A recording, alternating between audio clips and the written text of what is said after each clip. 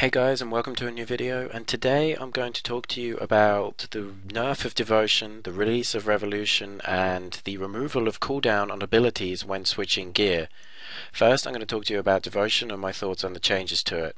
Devotion had its cooldown increased from 60 seconds to 90 seconds, the PvP protection reduced from 100% to 75%, the Devotion ability now lasts 5 seconds instead of 20 flat, and it will be turned off for certain areas at Cowfight King, Virago, and Barrows.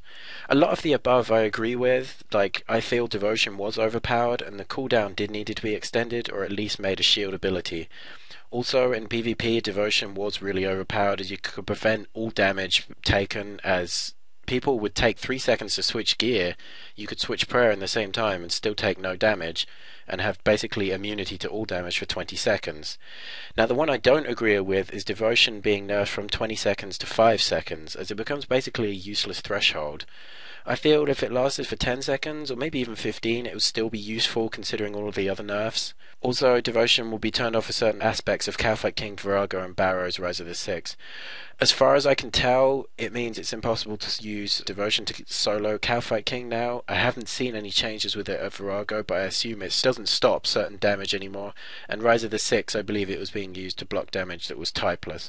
So I don't really have a disagreement with that. I saw at Cowfight King yesterday you could still use Devotion to effectively tank the green if you voked it, but not use Devotion and then took the green. It gets cleared like other defensive abilities. Moving on to Revolution, I have to admit this is probably one of the best updates of the year. It really makes combat feel a lot more accessible and you don't have to worry so much about like really hammering buttons on Slayer, and it is really good. And if you're watching the video in the background, you can see that I'm currently killing Tormented Demons with Revolution with an action bar that I built myself. It has 3 basics of mage and range, and as Revolution is active in the first 9, it automatically uses those, and I only have to use thresholds.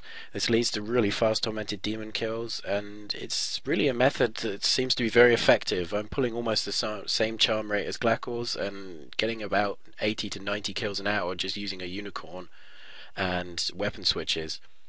Now, the major thing I feel that changes the game is the removal of cooldowns on abilities when switching gear. Like, it's a real big game changer because you can bring shields and just switch for one hit for resonance and then switch back to maximize DPS.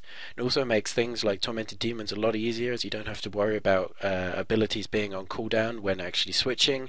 There are also other aspects where I find it very useful, like at Virago you could run up to the bomb tank and resonance one hit, or at Rise of the Six you can do the same with a shield. It essentially makes a shield a lot more useful in a lot of other situations that were previously it wasn't useful before. Another thing I find it useful for a Queen Black Dragon, if she uses the phase changes, you can take a mage and range switch and effectively switch the moment she changes into one phase, increasing your kills per hour by quite a significant amount, so you don't have to worry about QED being on maximum defense against your combat style. Anyway, that's all I've got time for this time. I hope you enjoyed this episode of Sonic Talks, which is effectively a new series I want to try out. Let me know in the comments what you think, and see ya.